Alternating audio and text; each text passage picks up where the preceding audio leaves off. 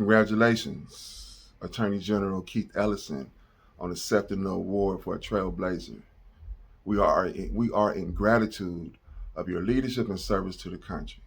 Naima, your voice is beautiful. The song is extraordinary, inspiring. Thank you. Audience, keep in mind this is also a fundraiser. By helping NewGround reach the goal of $20,000, there are donors who will match the funds so NewGround can continue its efforts, not only here in Los Angeles, but across the country. Earlier, I mentioned that there's a definition for leadership of taking action where there is no action. Manuel Pastor. These next two action takers have done just so. Brie Loskota and Dr. Reverend Gary Mason. Breeze, I am in awe and very thankful for your blueprint for leadership. Not only have you helped build NewGround, you have also co-founded American Muslim Civic Leadership Institute, affectionately known as Amically, and I am an alumni of both orgs. The skill that you trained us to have difficult conversations is a much necessary ability to have in today's times. And for that, I'm thankful, and all the other Muslim Jews who have listened and benefited from your blueprint. Thank you. Dr. Reverend Gary Mason, you have utilized your advisory to NewGround.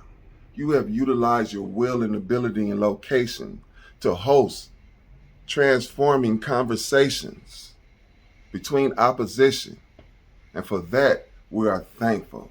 So in the chat, help me welcome. Oh, keep in mind, this is in Los Angeles, Minnesota, Chicago, and now in Ireland. This is the first time the Trailblazer Award have went viral, international in these countries. So let's make some noise in the chat to welcome Executive Director Brie Loskota of the Martin Marty Center in Chicago and Dr. Reverend Gary Mason of Rethinking Conflict. Make some noise. Thank you very much.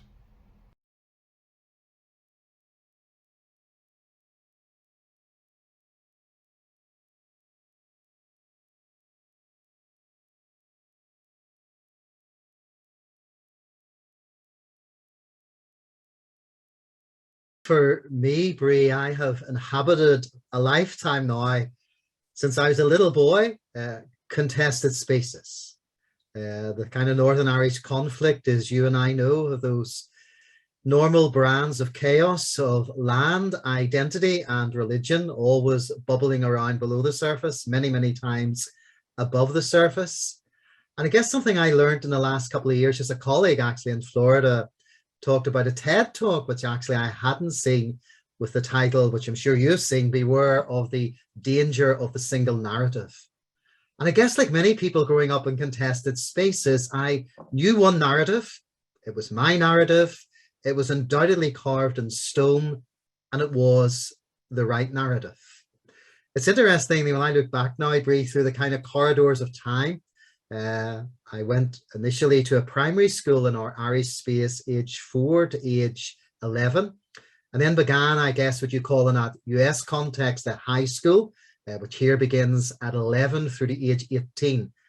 It was an all-boys school, and when I look back on my school photographs of my boys' class, I go, dead, dead, dead, dead, dead. You know, a group of like 25, 30 boys. And so many people that got caught up in this bloody sectarian cockpit. We ended up with a bloodbath here for almost 30 years. And I mean, Northern Ireland's a very tiny space. I mean, I'm conscious I'm speaking into United States with a population of 330 million plus. I mean, during the conflict when I was growing up, I mean, the population was 1.5 million. But over those 30 years, you know, we had 30,000 people went through our penal system, 36,000 shooting incidents, 16,000 bombings, and almost 4,000 dead.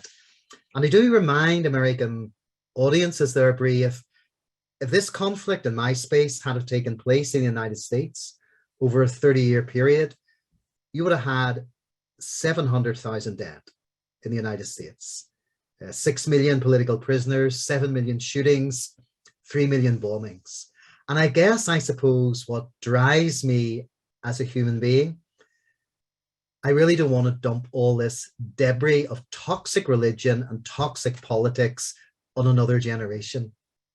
As I look at my kids, the lives they live are very different to the life I lived when I was growing up as a kid in the 70s.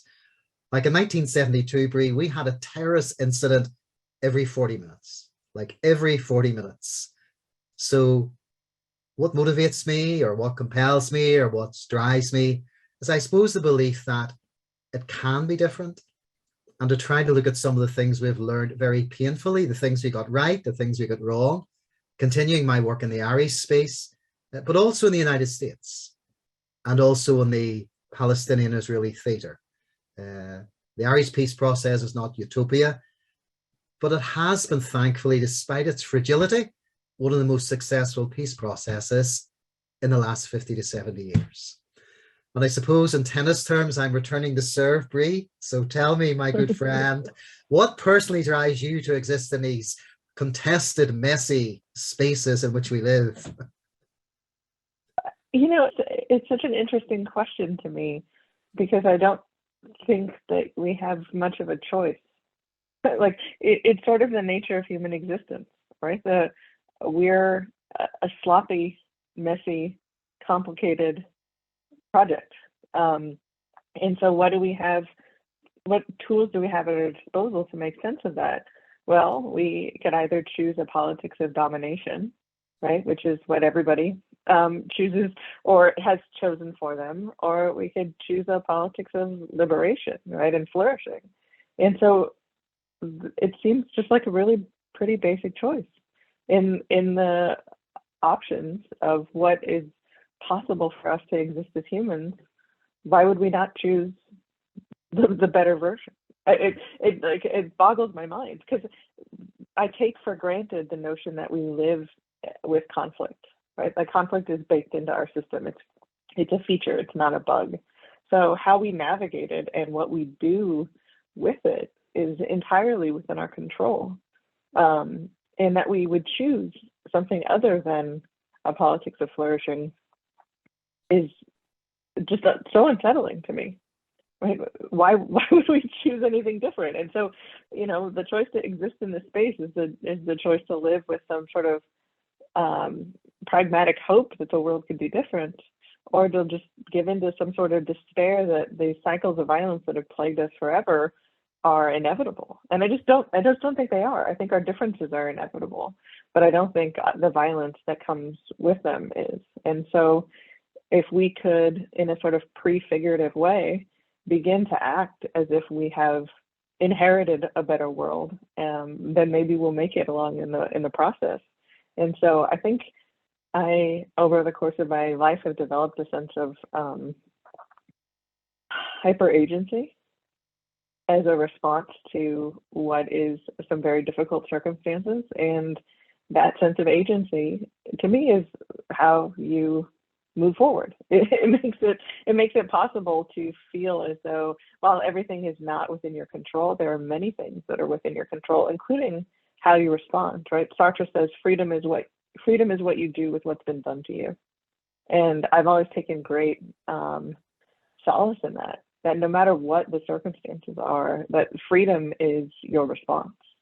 And so I think anybody can have a choice to choose a response that is more uplifting, right? That drags us further in the direction of what we want to be, rather than pulls us, you know, much further into the direction of what we are. And so I just really, I just can't imagine.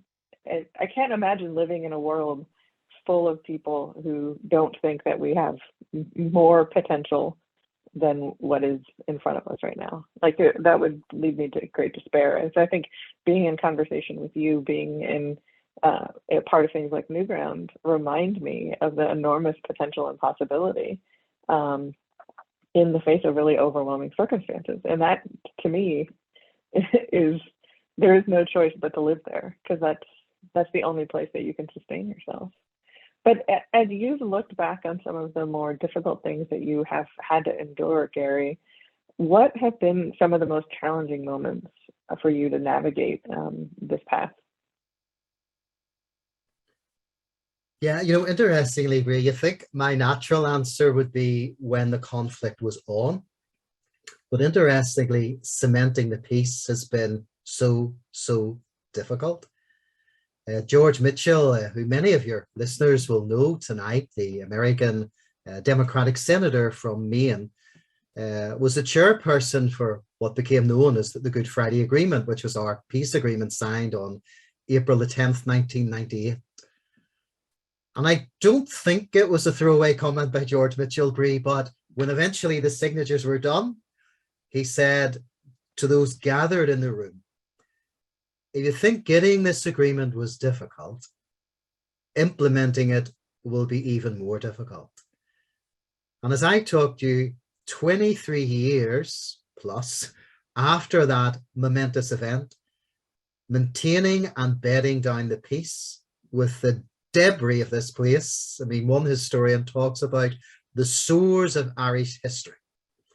And even though some of them are healing, I mean, probably when you and I were a lot younger and we fell off our bike and you scuffed your leg and the sore was there, you had the tendency to pick at it. Oh, I want to get this healed really, really quickly. And if I pick off this scab, I know definitively it's going to get better. I mean, even in our British Irish space, we still have the tendency to want to pick that scab. And so bedding down that peace has been so difficult. The release of prisoners was difficult. The reform of policing was difficult. Weapons decommissioning was difficult.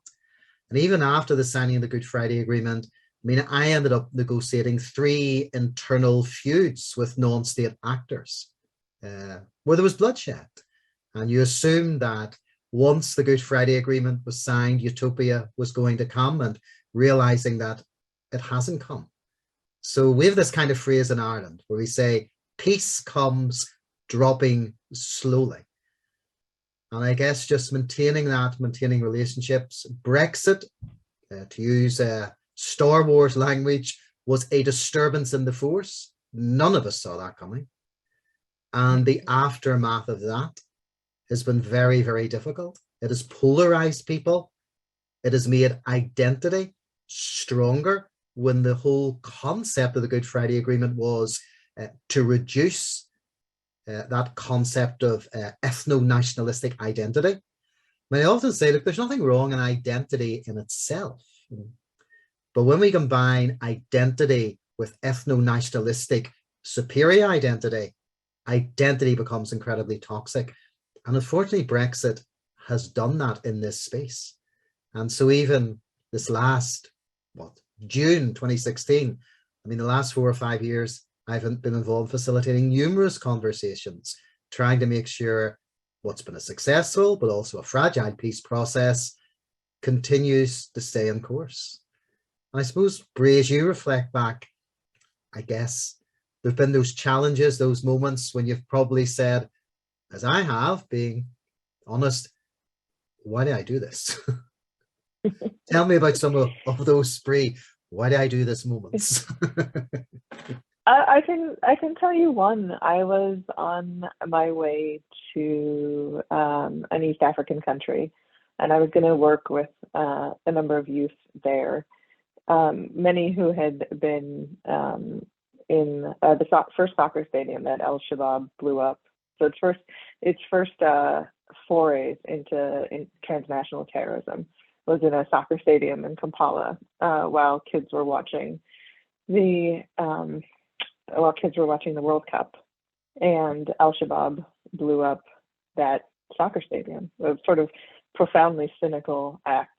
So I was going to work with some youth who were putting society and identity back together for themselves. And I was going to be on the anniversary of that, which just happened to be a coincidence. And as I was reading about some of the organizations, I saw that they had put out, one of them had shared a statement from a cleric, a religious leader, that there was no such thing as spousal rape, that it was just a made-up thing, and that men should be nice to their wives, but that this was a sort of, this was just a made up category. And it struck me in the gut that here I was going to leave my family, travel, it takes about 32 hours for me to get there door to door, and invest in these young people who I actually deeply believe that they needed support and investment, but were putting out messages that were profoundly antithetical to every ounce of who I was. And I didn't really know how to reconcile that. I didn't know how to, what choice do you have in that? Do I say, okay, I'm going to do this, but I'm going to pocket my concerns about the fact that you're advocating for, in my opinion, sexual violence against women? Or do I confront them about it? Or do I just say, I can't do this because this is a bridge too far? And I really wrestled and struggled with it. And I had a friend who was part of this group, this woman who's a great peacemaker named Manal Omar.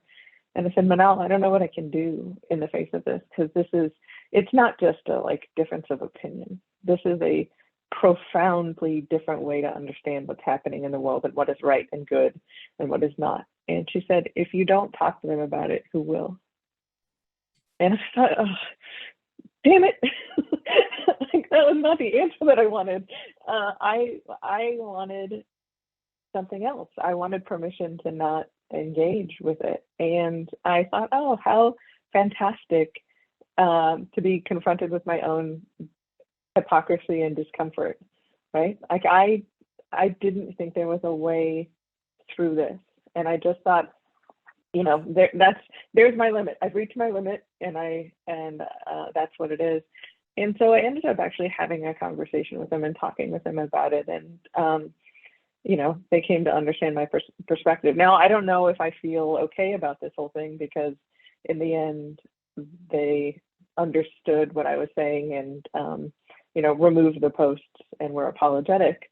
So I don't know if I feel good about it because my side was victorious or not, right? Or if I just, but so I don't know how, even to this day, how that fits. But I do know that when Manal said to me, if you don't do this, who will? That was something I had never had to deeply reconcile as much as I did in that moment. And I think it gave me a lot more empathy for what it's like to not just have, these are not differences of opinion. These are differences of existence and humanity and dignity. And that is it's not an easy thing that we ask people to reconcile. So I think that was one of the harder, it's just a small instance, but it was something that profoundly shook me because I realized how deep the stakes were in all of this. And so it makes it hard for when people have retracted into different sides to engage with them. It was hard for me. But Gary, you've spent your life figuring out how to get people to engage, especially when they've kind of calcified into different sides. So how do you do that? And who do you engage when the sides are so polarized and calcified? Yeah. It's interesting, Brie, way back, I guess. I was ordained in the Christian ministry way back in May 1987, which is a lifetime ago now in many ways. But just a few years after that, I was asked to do some work in South Africa with this bridge building encounter. It was September 1991. I was very young. And I picked up this quote from a South African academic. And I've kind of tattooed it on my skull, I guess, ever since, where he says, reconciliation is no cheap matter. It does not come about by simply papering over deep-seated differences. Reconciliation presupposes confrontation. I think I'd like to say in there, managed confrontation. But without that, we do not get reconciliation, but merely a temporary glossing over of differences. He kind of suggests the running sores of society cannot be healed with the use of a sticking plaster or a band-aid. Reconciliation presupposes an operation, a cutting to the very bone without anesthesia. And the reason for that is because the infection is not just on the surface. I mean, as he suggests in the South African context, the abscess of hate, mistrust, fear between black and white, nation and nation has to be sliced open. So these things are painful. And I think in your space in the United States, in my space, people don't want to talk about our historical debris and our historical baggage. It's almost, can people not just get over it? The answer is no. I mean, it's a bit like saying to people when they do say that to me, have you ever experienced anyone who's a recovering alcoholic? And invariably, most people say, of course, Gary, of course. And do you ever say to them, can you not just get over it? And automatically say, no, of course, they're scarred. I say, well, the trauma of US history, the trauma of history in the Middle East, the trauma of European history, I guess, Brie, the trauma of human history is we're all traumatized in so many different ways. And I think just drawing alongside people, there's a quotation there by there's a New York journalist, goes something like this. He says, you know, in other words, to disagree well, you must understand well. You have to read deeply, he suggests, listen carefully, watch closely. You need to grant your adversary, he suggests, moral respect. Give him the intellectual benefit of doubt. Have sympathy for their motives and participate emphatically with his line of reasoning. And you need to allow for the possibility that you might yet be persuaded of what he has to say. So I try to go into these contested spaces while not necessarily agreeing with a narrative, but trying to understand what shaped this person as a human being. And I suppose, as I look back at my context, there were 30,000 people went through our penal system. Many men of my generation, and some women too. But sociologists tell me categorically, if they had been born in LA, Vancouver, Berlin, Rio de Janeiro, Paris, 90% of them never would have been in prison. So I'm going to ask the question, what was the context in my space that made those people act the way they did? Toxic religion, toxic politics. That's not justifying their actions, but it's trying to help me understand why did these people make what I would say were wrong choices in the heat of the moment and what contributed to that. And I guess what underlines that statistic, all those people who have since been released from prison, those 30,000, only 2% have reoffended. So it's actually saying there was something here. I mean, as somebody tongue-in-cheek once said, in the late 1960s, someone did not fly over Northern Ireland, spray us off with some form of lunatic gas, and we all woke up and said, let's start killing each other. People don't naturally turn into killers overnight.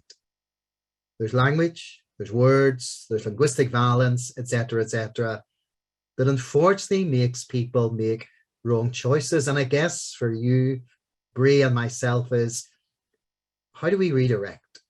Gently, graciously, how do we give alternatives? And I guess that's part of our role. I mean, tell me about ways that you've tried to provide alternatives for people who at times you just scratch your head and ask, what is possessing you? But something obviously is. You know, I often think that people's worlds make sense to them, even if they don't make sense to anyone else. And so I think that that is the basis on which you move forward.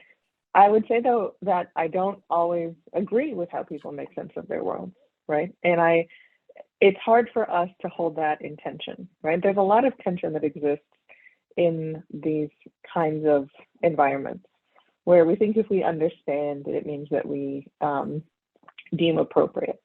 And so we have to be able to understand something without agreeing to it or agreeing with it. And that is a very hard thing for us to do because we think if it makes sense, then it might be good. And if it doesn't make sense, then it is bad. But things can make sense that are still bad. right? Things can be good and not make sense, right? Those things are not tied together.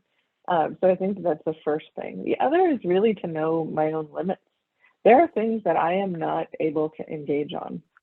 And I think what happens now in our society is that when we say we don't like this, or we shouldn't do this, or we're unwilling to do a certain thing, that we don't leave open the possibility that someone else needs to fill that role.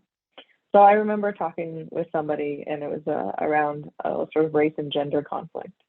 And this person said, I just don't want to do this work. Like, we shouldn't spend time educating this group about another group's experience.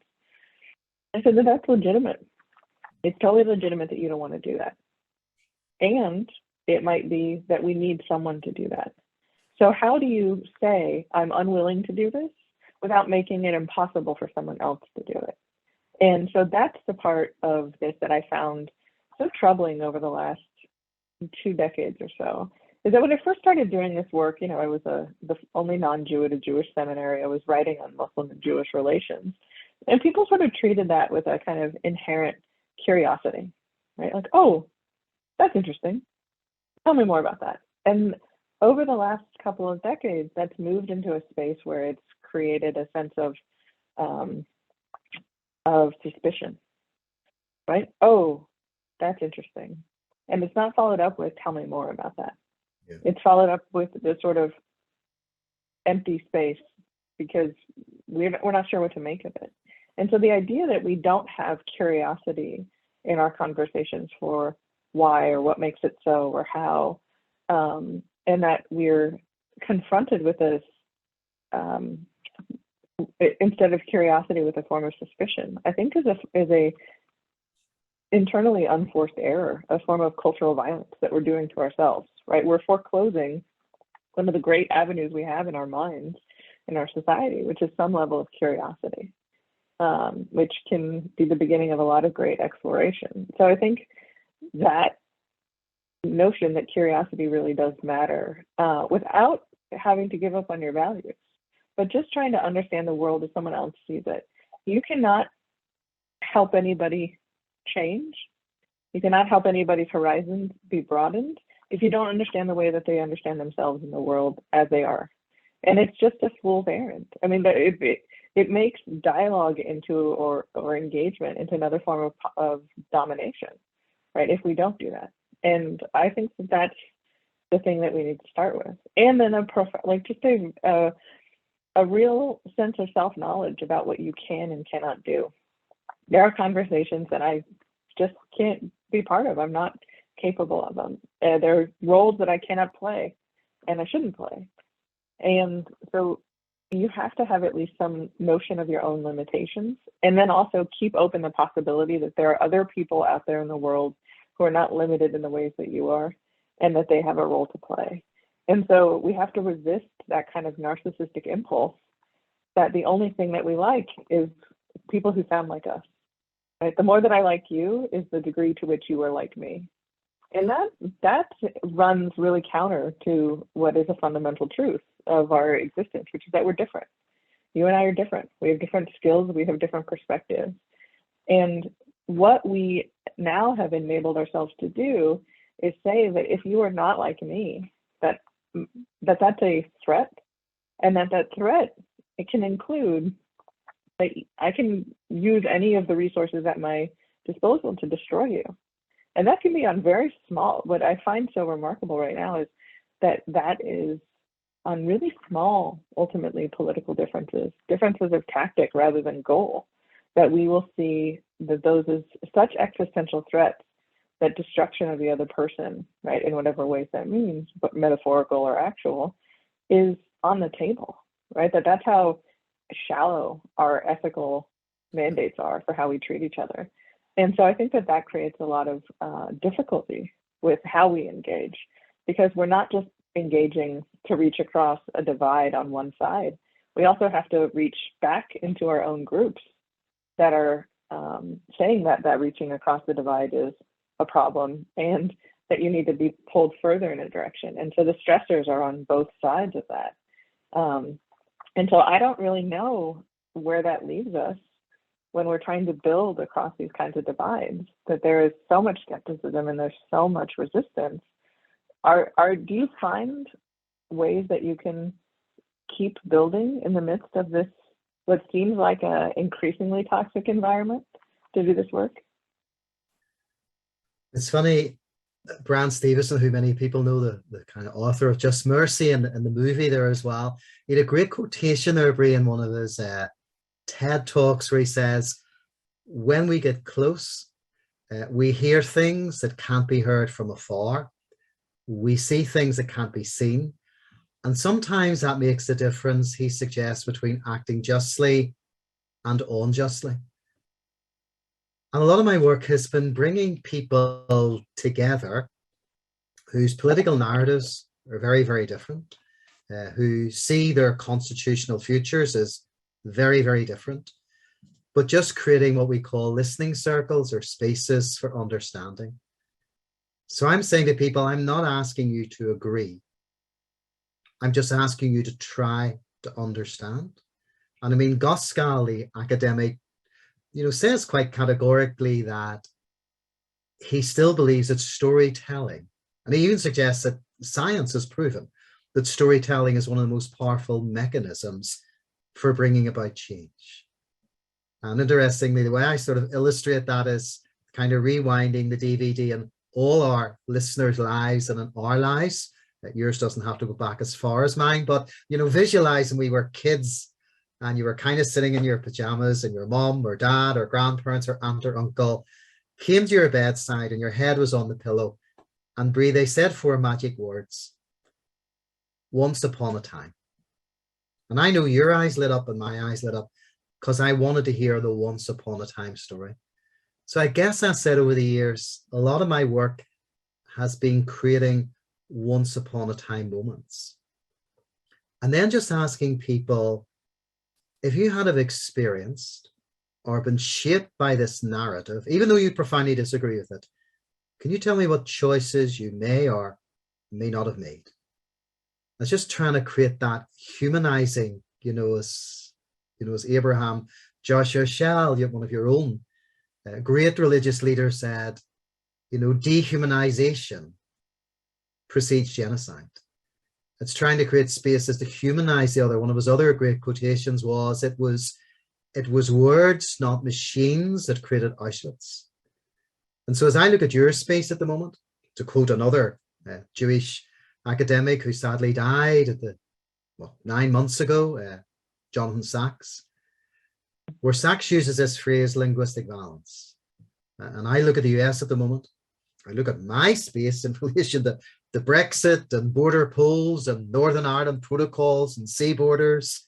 I look at spaces in Europe, and linguistic violence seems to be politically at an all-time high. And then we wonder why people on the ground are reacting in very adversarial ways when they disagree. I mean, as you look at your own space there, as you look at the skeptics, resistance, why are you doing this? I just want to stay with my own tribe, Brie. Leave me alone. I shop here. I worship here. I really don't want anything to do with the other. I mean, as you look at the US, I mean, what in your work, let alone globally, how do you bring these competing narratives even into the same room? Yeah, I think it's a task bigger than myself, in every way. I don't know that you start with the skeptics. Yeah. There's a lot right now of people will say that if it's not good for everything, then it's good for nothing, right? That if it doesn't solve every problem, then it's not good at all. And I think that that is a form of self-limitation. And so people will say, oh, you're just preaching to the choir. And it's like, no, the choir's having choir practice. Yeah. That's how you get a good choir. And so the notion that we have to do the hardest work first and only is, I think, a real problem. I think we need to give people places where they feel safe and comfortable, that there is psychological and relational and material safety to understand who they are before they start to understand who another group is. And so I'm not sure that the only work, or even the most important work, is to bridge some of these strong divides. I think a lot of the work is the internal work to get us back into the practice of what it means to exist with each other, and to be able to contain some differences. Some differences that, the problem with talking about things like rhetorical violence is that we don't actually have a good lens for discerning what is violence and what is difference.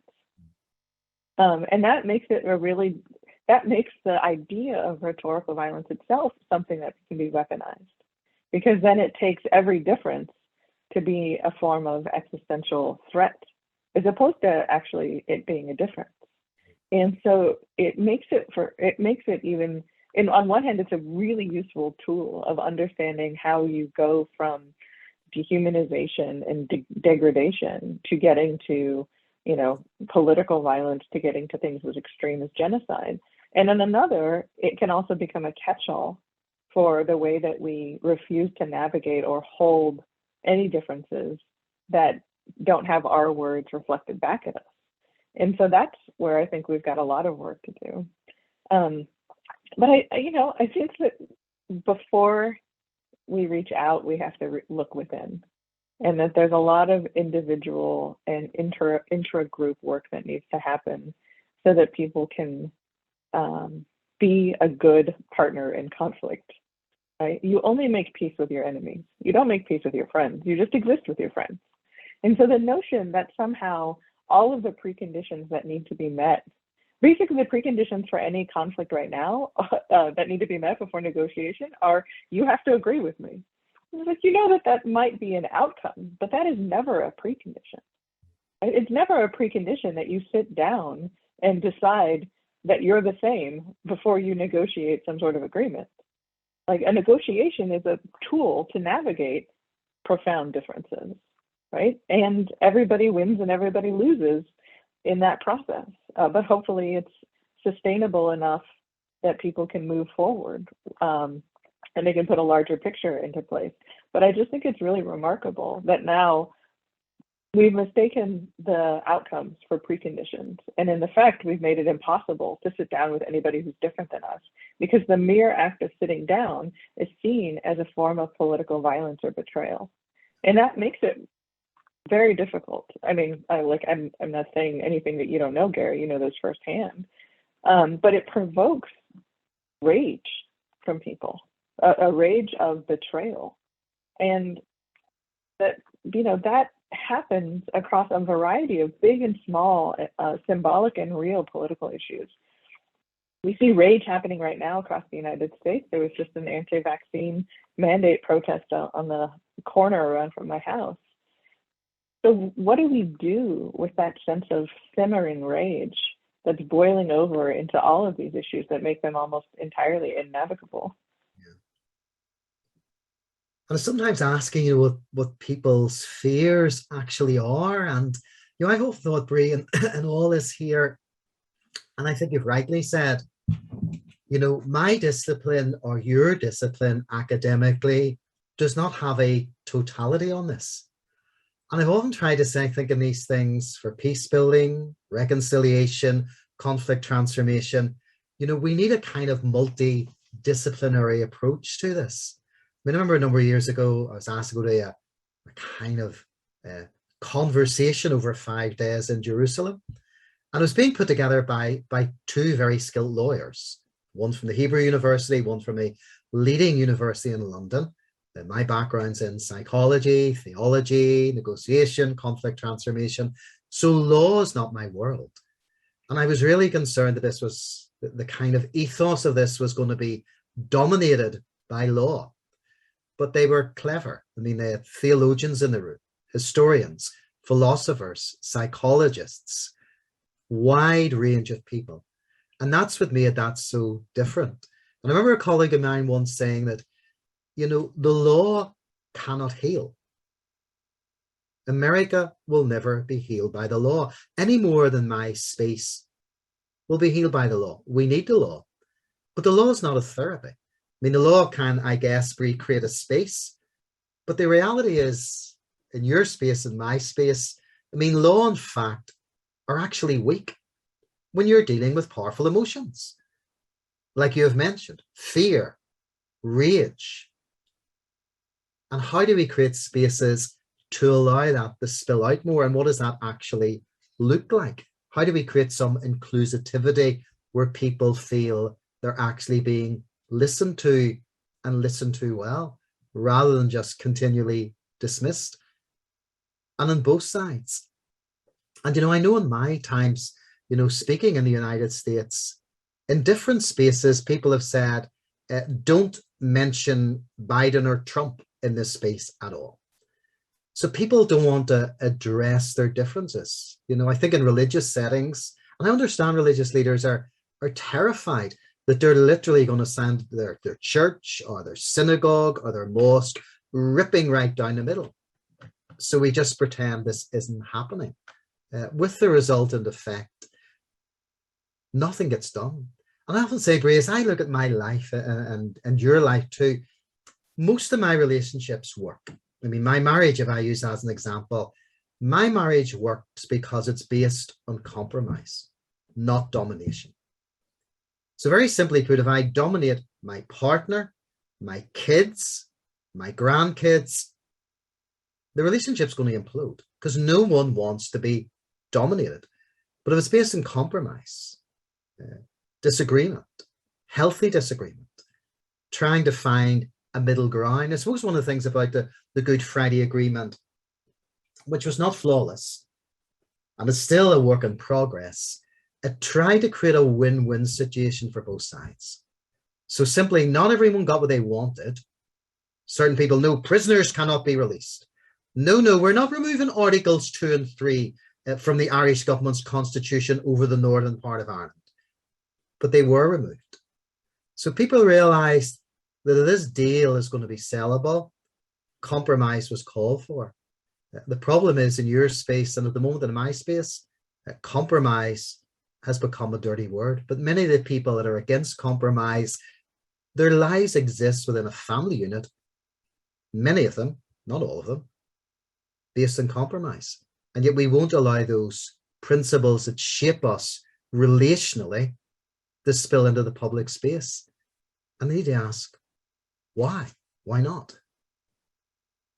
The point I wanted to make sure that we don't leave out of this conversation is that I don't hold myself up to be an exemplar of anything, just a practitioner of it.